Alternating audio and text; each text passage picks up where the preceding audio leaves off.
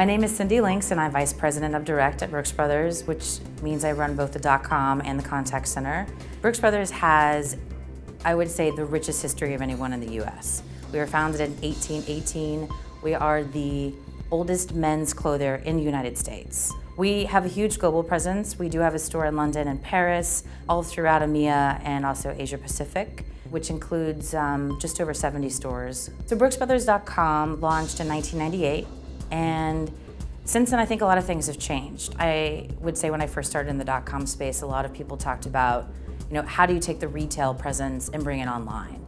And I think what's so different today, and what I love about digital, is we're now being asked, how do you bring digital in store? I always joke, it's Analytics Mondays, right? You pop into work at 7:30 a.m. on Mondays, and then the reporting starts. You start with, what were my sales for last week? Where am I at month to date? Where am I at season to date? Where am I at year to date? And you're constantly churning numbers to memorize them so that when you go into business review, you kind of know where the business is at.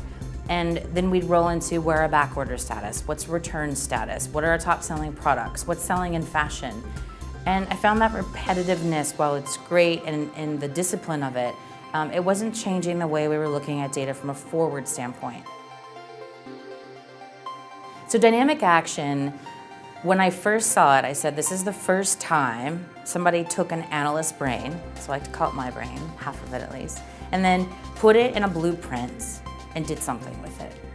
And I always said, being an analyst is like having a tree diagram in your head. You start with something like, my revenue is up or down.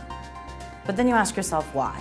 And then you go from everything from merchandising to shipping to the contact center and how customers are responding to promotions. Then you ask, what promotions did I run? Then you ask what the weather was like. And then you ask what your shipping costs were.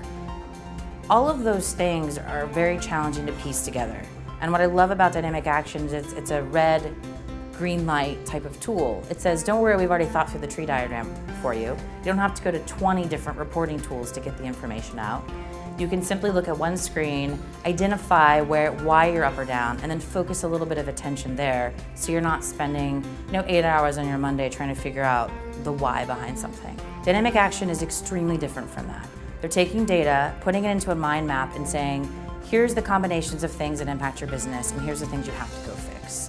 They've already given you the answer. You don't have to build it yourself. So I would advise to everyone, get out of the world of creating new reports. Get out of the world of trying to create new KPIs.